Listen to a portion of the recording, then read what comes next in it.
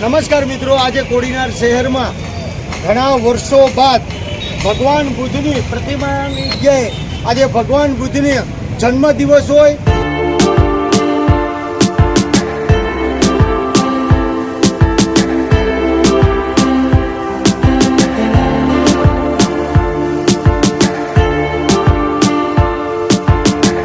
चंचल चित को प्रभु अपने अपने योग से साधा, तीनों काल के आप है ज्ञाता, आप है अंतर्यामी। જન્મદિવસ છે એટલે આપણે સૌ ભગવાન બુદ્ધને પ્રણામ કરીએ છીએ, વંદન કરીએ છીએ અને ભાવભરી એને પુષ્પાંજલિ અર્પણ કરીએ છીએ। આપણે 5 વખત ભગવાન બુદ્ધની જય બોલવાની છે। બોલો ભગવાન બુદ્ધની જય, ભગવાન બુદ્ધની જય, ભગવાન બુદ્ધની જય, ભગવાન બુદ્ધની જય, ભગવાન બુદ્ધની જય। હવે બોલાવું છું બાબા સાહેબ આંબેડકર। આપણે સૌ બોલવાનું છે અમર રહો। બાબા સાહેબ આંબેડકર અમર રહો, બાબા સાહેબ આંબેડકર અમર રહો, બાબા સાહેબ આંબેડકર અમર રહો, બાબા સાહેબ આંબેડકર અમર રહો, બાબા સાહેબ આંબેડકર અમર રહો। 5 વખત આપણે ભારત માતા કી જય, ભારત માતા કી જય, ભારત માતા કી જય, ભારત માતા કી જય। હવે આપણે સૌએ એમના ચરણોમાં પુષ્પાંજલિ અર્પણ। ભગવાન બુદ્ધની જય।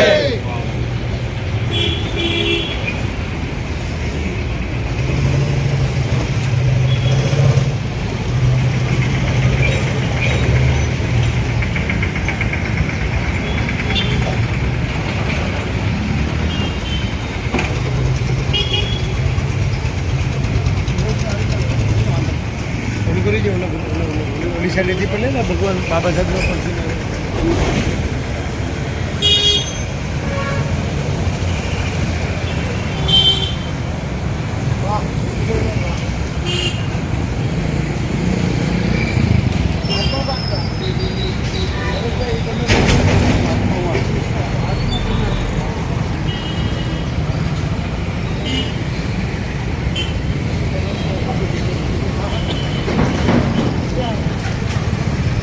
ભગવાન બુદ્ધ કી જય, બોલો ભગવાન બુદ્ધ કી જય।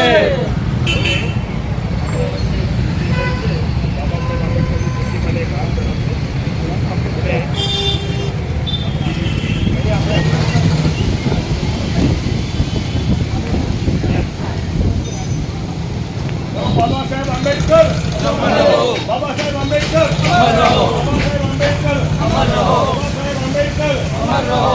ભગવાન બુદ્ધની જય, ભગવાન બુદ્ધની જય, ભગવાન બુદ્ધની જય, ભારત માતા કી જય, ભારત માતા કી જય, ભારત માતા કી જય।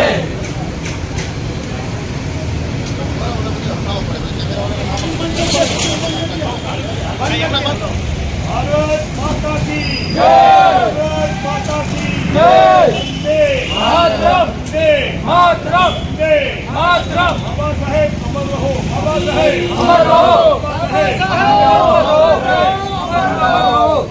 ડોક્ટર બાબા સાહેબ આંબેડકર કી જય, ડોક્ટર બાબા સાહેબ આંબેડકર કી જય, ડોક્ટર બાબા સાહેબ આંબેડકર કી જય, બોલો ભારત માતા કી જય, જય। ભારત માતા કી જય, બાબા સાહેબ આંબેડકર અમર રહો, બાબા સાહેબ આંબેડકર અમર રહો, બાબા સાહેબ આંબેડકર અમર રહો। ભગવાન બુદ્ધની જય, બોલો ભગવાન બુદ્ધની જય, બોલો ભગવાન બુદ્ધની જય, બોલો ભગવાન બુદ્ધની જય, બુદ્ધની જય। ભારત માતા કી જય, ભારત માતા કી જય, ભારત માતા કી જય। ભગવાન બુદ્ધે ઘણા ઉપદેશો આપ્યા છે, તેમાંથી આપણે બુદ્ધ પોતાના ઉપદેશોમાં ગુસ્સો, અહંકાર, લોભ, દુશ્મની છોડોની વાત કહેતા હતા। તેમના પ્રવચનોનો સાર એ છે કે અવગુણોને છોડ્યા બાદ જીવનમાં શાંતિ મળી શકે છે। ગૌતમ બુદ્ધનો જન્મ નેપાળના લુંબીમાં 563માં ઈસવીસન પૂર્વ થયો હતો। બુદ્ધનું મૂળ નામ સિદ્ધાર્થ હતું। એક દિવસ સિદ્ધાર્થ આત્મજ્ઞાનની પ્રાપ્તિ માટે માતા પિતા અને પત્ની અને પુત્રને છોડીને જંગલમાં જતા રહ્યા હતા। અનેક વર્ષોના કઠોર તપ પછી બોધગયાના બોધ વૃક્ષ નીચે તેમને દિવ્ય જ્ઞાન પ્રાપ્ત થયું. ત્યારબાદ તેઓ ગૌતમ બુદ્ધ બની ગયા હતા. બોલો ભગવાન બુદ્ધની! ડોક્ટર બાબા સાહેબ આંબેડકર! ડોક્ટર બાબા સાહેબ આંબેડકર! ભારત માતા કી! આજનો દિવસ એટલે ભગવાન બુદ્ધનો જન્મ દિવસ, અને આ સંસારની અંદર આપણે જે જીવી રહ્યા છે એમાં ખરેખર સત્યનો માર્ગ શું, જીવન મુક્તિનો માર્ગ શું, આ જીવન મુક્તિના માર્ગને સાચી દિશામાં બતાવનાર ગૌતમ બુદ્ધ, ભગવાન ગૌતમ બુદ્ધને આજના દિવસે કોટી કોટી વંદન છે.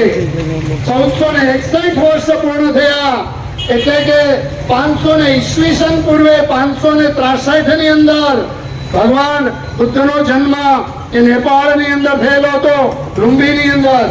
અને એમના પિતાનું નામ શુદ્ધોધન અને માતાનું નામ માયાવતી.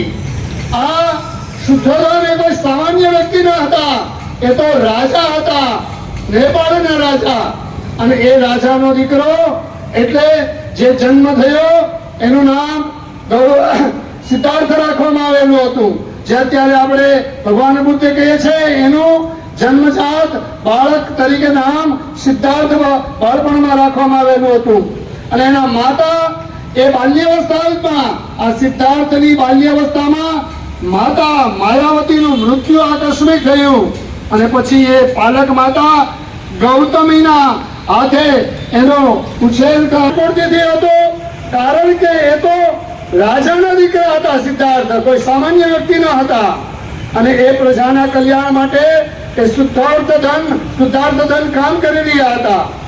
એના માટે આ બાળપણ એવું હતું કે એને ઉનાળાની અંદર ગરમી ન લાગે, શિયાળામાં ઠંડી ન લાગે, આવા અનુભવો ન થાય. એના માટે એવા વૈભવશાળી રૂમોની અંદર એની સગવડતાઓ આપવામાં આવી હતી. અને આ સગવડતાની અંદર આવા વૈભવી જીવનની અંદર સુખ સંપન્ન અને વૈભવની અંદર એનો ઉછેર થતો હતો. અને ત્યારબાદ એ પાલક માતા ગૌતમીના હાથે એનો ઉછેર થયો, એટલે પછી એ ગૌતમ બુદ્ધ તરીકે ઓળખાણા. ત્યારબાદ એ સર્વત્ર આ રાજાના પુત્રને લોકો ખૂબ માન સન્માનથી જોતા હતા. અને એનું જેમ જેમ પુખ્ત વયના યુવાન થતા ગયા એ પછી એના યશોધરા નામથી એ એક સ્ત્રી સાથેના લગ્ન થયા. એને રાહુલ નામનો પુત્ર પણ થયો. આ ભગવાન બુદ્ધના પુત્રનું નામ રાહુલ હતું. અને એ ખૂબ વૈભવ રીતે પત્ની, બાળક અને પિતા ખૂબ સારી રીતે વૈભવમાં જીવી રહ્યા હતા. પરંતુ એને સત્ય સમજાતું હતું કે હું આ જે જીવી રહ્યો છું એના માટે ખરેખર તો મારે કંઈ કરવું જોઈએ, કે મારા જીવનનો ઉદ્દેશ્ય બીજો છે અને જીવન બીજું જીવી રહ્યો છે. એટલે અહીંયા નગરની અંદર એ ચક્કર મારતા હતા. એ ચક્કર મારતા એને પીડાતો માણસ જોયો, દુઃખથી પીડિત એવો માણસને જોયો, એક રોગિષ્ઠ માણસને જોયો, વૃદ્ધ માણસને જોયો. અને પછી આવા વૃદ્ધ અને રોગિષ્ઠ માણસ એને મૃત્યુ પામેલાના નનામીમાં લઈ જતા એને જોઈ ગયા. આ જોયા પછી આ સિદ્ધાર્થને એટલે કે ભગવાન ગૌતમ બુદ્ધને વૈરાગ્ય આવ્યો કે આ બધું જે કઈ થયું એને આત્મજ્ઞાન પ્રાપ્ત થયું કે હું જે સુખ, સગવડતા, ભોગ, વૈભવ જે ભોગવી રહ્યો છે આ બધું નાશવંત છે, પરંતુ ખરેખર શાશ્વત શું છે? તો એને ધ્યાનમાં આવ્યું કે આ શાશ્વત તો આત્મ સ્વરૂપ છે. કે આત્મ સ્વરૂપને આપણે ખરેખર શાશ્વત આત્મ સ્વરૂપને આપણે પામવું જોઈએ. આ વૈભવને શું કરવાના છે? માણસ ગમે એવો પૈસાવાળો બને આ પ્રમાણે સુખ સગવડતા કરતો દુઃખી થઈને વયો જાય છે. એટલે એને આત્મજ્ઞાન થયું.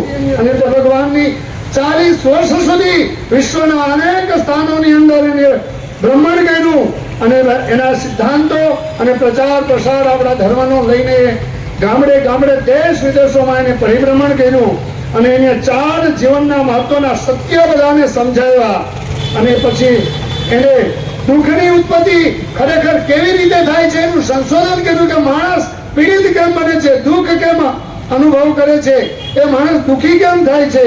તો એના સંશોધનમાં એવું સત્યતા પ્રાગટ્ય થયું કે માણસ અજ્ઞાનતાના કારણે હંમેશા દુઃખ છે ને એ દુઃખી થાય છે, એ દુઃખથી પીડાય છે. એટલે હંમેશા અજ્ઞાનતા દૂર થવી જોઈએ. એનામાં અજ્ઞાનતા શા માટે આવે? તો લાલચ આવે, લોભ આવે, લાલસા આવે, એમાં કોઈ પ્રત્યે લગાવ આવે, અતિશય લાગણીના ભાવમાં માણસ પ્રવેશી જાય, ત્યારે આ બધી લાલસાઓના કારણે અજ્ઞાનતાઓ ઊભી થાય છે. એ અજ્ઞાનતા દૂર કરવા માટે ભગવાન બુદ્ધે જન્મ એ જ્ઞાતિ જાતિ ભેદ ભાવ સ્ત્રી પુરુષ બધું જ છોડીને આ સંસારની જ્ઞાન પ્રાપ્તિ માટે, સંસારની પ્રાપ્તિ માટે એ સતત 40 વર્ષ સુધી એ કર્યા.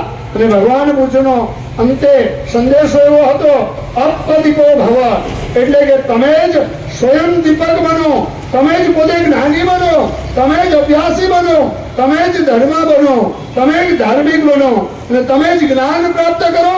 અને આ જ્ઞાન પ્રાપ્ત રૂપી આ તમારામાં જે દીપક પ્રગટ થાય એ પ્રગટ દ્વારા સંસારની અંદર, એ આ સમગ્ર સંસારની અંદર એ ઉજાસ અને પ્રાપ્ત કરાવો. આવો પ્રકાશિત કરવા માટે સંપૂર્ણ આ વિશ્વનો કલ્યાણ એ પ્રકૃતિના કલ્યાણ માટે થઈને, પ્રાણી પક્ષીના કલ્યાણ માટે થઈને એની જ્ઞાન પ્રાપ્તિ કરી, આ જ્ઞાન પ્રાપ્ત દ્વારા પ્રકાશિત કરી અને જીવન જ્યોત બધાને પ્રગટ કરવા માટે આત્મા શાશ્વતને એને અનુભવ કરવા માટે આપણને માર્ગ આપ્યો. આવા ભગવાન બુદ્ધનો આજે જન્મદિવસ છે. 563 વર્ષની આજે ઉજવણી પૂર્ણ થાય છે. 1461 વર્ષ પહેલા એ જન્મ થયેલા આજે ભગવાન બુદ્ધ આપણને એના જ્ઞાન રૂપી પ્રાગટ્યથી, એના પ્રકાશિત એના જ્ઞાન શબ્દો દ્વારા, એના જ્ઞાનામૃત દ્વારા આ વિશ્વનું કલ્યાણ થઈ રહ્યું છે. આવા ભગવાન બુદ્ધને આજે કોટી કોટી વંદન કરીએ. બોલો ભગવાન બુદ્ધ કી, બોલો ભગવાન બુદ્ધ કી, બોલો ભગવાન બુદ્ધ કી. ડોક્ટર બાબા સાહેબ આંબેડકર, ભારત માતા કી, ભારત માતા કી. બોલો રાજા રામચંદ્ર ભગવાન કી. સામાજિક સમરસતા દ્વારા આ જન્મ જયંતિ ઉજવવામાં આવી હોય, તેમાં કોડીનાર શહેરના તમામ વેપારી ભાઈઓ તેમજ તમામ જ્ઞાતિના લોકો અત્રે ઉપસ્થિત હોય. આ જગ્યાએ ચિરાગભાઈ, કોડીનાર શહેરમાં ભગવાન બુદ્ધનો જન્મદિવસ ઉજવ્યો, એમાં બે શબ્દ તમે પડ્યો.